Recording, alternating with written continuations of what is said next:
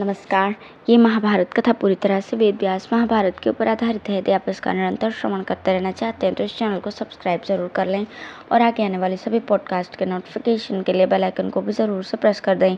अब हम सुनेंगे श्री कृष्ण का युधिष्ठिर से अर्जुन का संदेश कहना, अर्जुन का हस्तिनापुर में प्रवेश तथा उल्लूपी और चित्रांगदा के साथ बब्रुवाहन का भी आगमन। वैशंपायन जी कहते हैं, राजन, युधिष्ठिर ने अपने यहाँ बहुत से वेदज्ञ राजाओं को उपस्थित देखकर भीम से कहा, भाई, यहाँ जो जो राजा पधारे हुए हैं सभी अत्यंत श्रेष्ठ एवं पूजा के योग्य हैं, अतः तुम उनका यथोचित सत्कार करो। राजा की आज्ञा प्राप्त करके महातेजस्वी भीम नकुल और सहदेव को साथ लेकर यज्ञ में आए हुए राजाओं के आतिथ्य सत्कार में लग गए। इसके पश्चात भगवान श्री कृष्ण बलराम जी को आगे करके सात्यकी, प्रद्युम्न, गद, निषद, साम तथा कृतवर्मा आदि वृष्णिवंशियों के साथ युधिष्ठिर के पास आए। भीम ने उन लोगों का भी विधिवत सत्कार किया। फिर वे रत्नों से भरे हुए घरों में जाकर रहने लगे। श्री कृष्ण युधिष्ठिर के पास बैठकर थोड़ी देर तक बात करते रहे। अंत में बोले, राजन, मेरे पास द्वारिका का रहने वाला एक विश्वास पात्र मनुष्य आया था। उसने अर्जुन को अपनी आंखों से देखा था। वे अनेकों स्थान पर युद्ध करने के कारण बहुत दुर्बल हो गए हैं। उसने यह भी बताया कि महाबाहु अर्जुन अब निकट आ पहुंचे हैं, इसलिए अब आप अश्वमेध यज्ञ की सफलता के लिए आवश्यक कार्य प्रारंभ कर दीजिए। यह सुनकर धर्मराज युधिष्ठिर कहने लगे, माधव, बड़े सौभाग्य की बात है कि अर्जुन कुशलतापूर्वक लौट रहे हैं। उन्होंने जो कुछ संदेश दिया हो उसे मैं आपके मुख से सुनना चाहता हूँ। भगवान श्री कृष्ण ने कहा, महाराज, मेरे पास जो मनुष्य आया था उसने अर्जुन की बात याद करके मुझसे इस प्रकार कहा था। श्री कृष्ण, आप समय देखकर मेरा ये कथन महाराज युधिष्ठिर को भी सुना दीजिएगा। अश्वमेध यज्ञ में प्रायः सभी राजा आएंगे। जो लोग आ जाएं उन सबका पूर्ण सत्कार होना चाहिए। यही हमारे योग्य कार्य है। राजसूय यज्ञ में अर्घ्य देने के समय जो दुर्घटना हो गई थी वैसे इस बार नहीं होनी चाहिए। राजा युधिष्ठिर और आप दोनों को सलाह करके ऐसा उपाय करना चाहिए जिससे राजाओं के पारस्परिक द्वेषवश पुनः इन प्रजाओं का संहार न हो। राजन, उस मनुष्य ने अर्जुन की कही हुई एक और बात बताई थी, उसे भी सुन लीजिए। इस यज्ञ में मणिपुर का राजा बब्रुवाहन भी आने वाला है, जो महान तेजस्वी और मेरा प्रिय पुत्र है। मेरे प्रति उसकी बड़ी भक्ति और अनुरक्ति है। उसके आने पर आप मेरी अपेक्षा उसका विशेष सत्कार करें। अर्जुन का संदेश सुनकर धर्मराज युधिष्ठिर ने उसका हृदय से अभिनंदन करते हुए कहा, भगवान, आपने जो ये प्रिय समाचार सुनाया है उसे मैंने अच्छी तरह सुन लिया। आपका अमृतमय वचन मेरे मन को आनंदमग्न कर देता है। मेरे सुनने में आया है कि भिन्न भिन्न देशों में वहाँ के राजाओं के साथ अर्जुन को कई बार युद्ध करने पड़े हैं। इसका क्या कारण है? मैं एकांत में बैठकर अर्जुन के साथ विचार करता हूँ तो यही जान पड़ता है कि वे सबसे अधिक दुख के भागी हैं।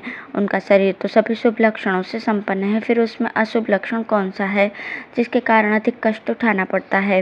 युधिष्ठिर के इस प्रकार पूछने पर भगवान श्री कृष्ण ने बहुत सोचकर उत्तर दिया, राजन, अर्जुन की फिल्लियाँ औसत से कुछ अधिक मोटी हैं। इसके सिवा और कोई अशुभ लक्षण उनके शरीर में मुझे दिखाई नहीं देता। फिल्लियों के मोटे होने के कारण उन्हें सदा रास्ता चलना पड़ता है और कोई कारण नहीं मालूम होता जिससे उन्हें दुख भोगना पड़े। अर्जुन के संबंध में विचित्र बातें सुन सुनकर भीम आदि पांडव तथा यज्ञ कराने वाले ब्राह्मण विशेष प्रसन्न हो रहे थे। इन लोगों में अभी अर्जुन विषयक बातचीत हो ही रही थी कि अर्जुन का भेजा हुआ दूत वहां आ पहुंचा। वो बड़ा बुद्धिमान था। उसने युधिष्ठिर के पास जाकर उन्हें प्रणाम किया और अर्जुन के आने का समाचार सुनाया।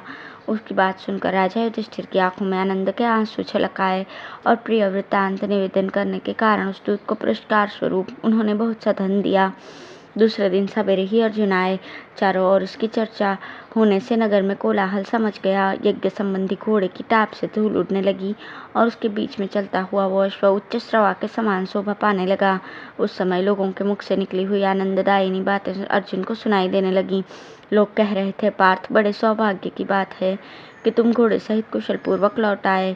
तुम्हें प्राप्त करके राजा युधिष्ठिर धन्य हैं। तुम्हारे सिवा दूसरा कौन है जो सारी पृथ्वी पर घोड़े को घुमाकर भूमंडल के समस्त राजाओं पर विजय पा जाए और कुशल पूर्वक लौट आए? अतीत युग में जो सगर आदि महात्मा राजा हो चुके हैं उन्होंने भी कभी ऐसा पुरुषार्थ किया था, ये हमारे सुनने में नहीं आया है।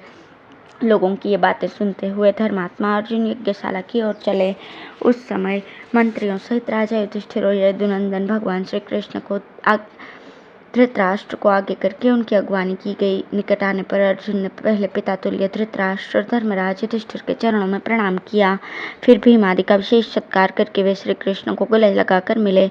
उन सब ने एकत्रित होकर अर्जुन का सत्कार किया और अर्जुन ने भी उन सब का विधिवत पूजन किया। तत्पश्चात वे विश्राम करने लगे। इसी समय अपनी दोनों माताओं के साथ राजा बभ्रुवाहन भी वहां आ पहुंचा। वह कुरुकुल के वृद्ध पुरुषों तथा अन्य राजाओं को विधिवत प्रणाम करके उनके द्वारा सत्कार प्राप्त करके बहुत प्रसन्न हुआ। इसके पश्चात अपनी पितामही कुंती के सुंदर महल में चला गया। अब है बभ्रुवाहन आदि का सत्कार तथा अश्वमेध यज्ञ का आरंभ। वैशंपायन जी कहते हैं, जन्मेजय महल में प्रवेश करके बभ्रुवाहन ने मीठे वचन बोलकर अपनी पितामही के चरणों में प्रणाम किया। इसके पश्चात देवी चित्रांगदा तथा उल्लूपी ने विनीत भाव से कुंती और द्रौपदी के चरण स्पर्श किए। फिर सुभद्रा तथा कुरुकुल की अन्य स्त्रियों से भी वे यथायोग्य मिली। उस समय कुंती ने उन दोनों को नाना प्रकार के रत्न भेंट दिए। द्रौपदी, सुभद्रा तथा अन्य स्त्रियों ने भी अपनी ओर से नाना प्रकार के उपहार दिए। तत्पश्चात वे दोनों देवियां बहुमूल्य शैयाओं पर विराजमान हुई। कुंती ने उन दोनों का बड़ा सत्कार किया। महातेजस्वी बभ्रुवाहन भी कुंती से सत्कार प्राप्त करके महाराज धृतराष्ट्र के पास उपस्थित हुआ और विधि के अनुसार उसने उनका चरण स्पर्श किया। इसके पश्चात राजा युधिष्ठिर और भीम आदि सभी पांडवों के पास जाकर बभ्रुवाहन ने विनयपूर्वक उनका अभिवादन किया। उन सब लोगों ने प्रेमवश उसे छाती से लगा लिया और उसका यथोचित सत्कार किया। इसी प्रकार वो प्रद्युम्न की भांति विनीत भाव से शंख चक्र गदाधारी भगवान श्री कृष्ण की सेवा में उपस्थित हुआ। श्री कृष्ण ने उसे एक बहुमूल्य रथ प्रदान किया जो सुनहरी साजों से सजाया हुआ था, सबके द्वारा प्रशंसित और अत्यंत उत्तम था। उसमें दिव्य घोड़े जुते हुए थे। तत्पश्चात धर्मराज, युधिष्ठिर, भीम, अर्जुन और नकुल सहदेव ने अलग अलग बभ्रुवाहन का सत्कार करके उसे बहुत सा धन भेंट दिया। उसके तीसरे दिन सत्यवती नंदन महर्षि व्यास जी युधिष्ठिर के पास आकर बोले, कुंती नंदन, तुम आज से यज्ञ आरंभ कर दो, उसका समय आ गया है। यज्ञ का शुभ मुहूर्त उपस्थित है। याजकगण तुम्हें बुला रहे हैं। तुम्हारे इस यज्ञ में किसी बात की कमी नहीं रहेगी। यह किसी भी अंग से हीन नहीं होगा, इसलिए अहीन कहलाएगा। इनमें सुवर्ण नामक द्रव्य की अधिकता है, अतः यह बहुस्वर्णक नाम से विख्यात होगा। महाराज, यज्ञ के प्रधान कारण ब्राह्मण ही है, इसलिए तुम उन्हें तिगुनी दक्षिणा देना।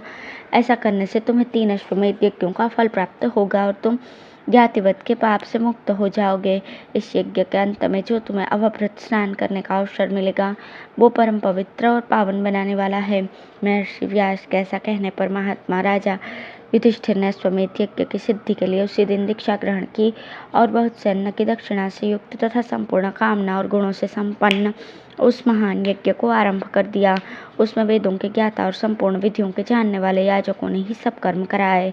वे सब और घूम घूम कर अच्छी प्रकार विधि का उपदेश दिया करते थे। उन्होंने यज्ञ में कहीं भी भूल नहीं की, कोई भी काम अधूरा नहीं छोड़ा। प्रत्येक कार्य को क्रम के अनुसार और उचित रीति से पूरा किया।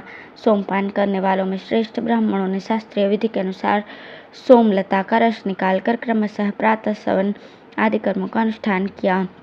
यज्ञ में आया हुआ कोई भी मनुष्य दीन, दरिद्र, भूखा अथवा दुखिया नहीं रह गया। महाराज युधिष्ठिर की आज्ञा से महान तेजस्वी भीम भोजनार्थियों को भोजन देने के काम पर सदा डटे रहते थे। यज्ञ की वेदी बनाने में निपुण याजकगण प्रतिदिन शास्त्रोक्त विधि के अनुसार सब कार्य संपन्न किया करते थे। उस यज्ञ के सदस्यों में कोई भी ऐसा नहीं था जो 6 अंगों का विद्वान, ब्रह्मचर्य व्रत का पालन करने वाला, अध्यापन कार्य में कुशल तथा वाद विवाद में प्रवीण न हो।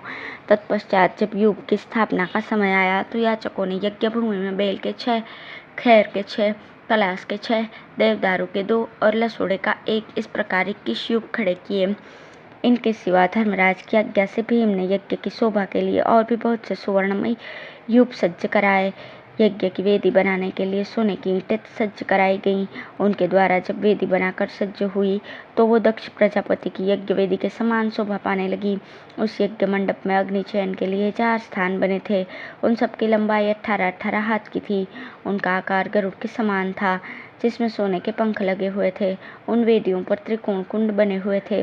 उन्हीं में अग्नि स्थापना का कार्य हुआ। किम पुरुष और किन्नर गण यज्ञशाला की शोभा बढ़ा रहे थे। उसके चारों ओर सिद्धों और ब्राह्मणों का निवास था।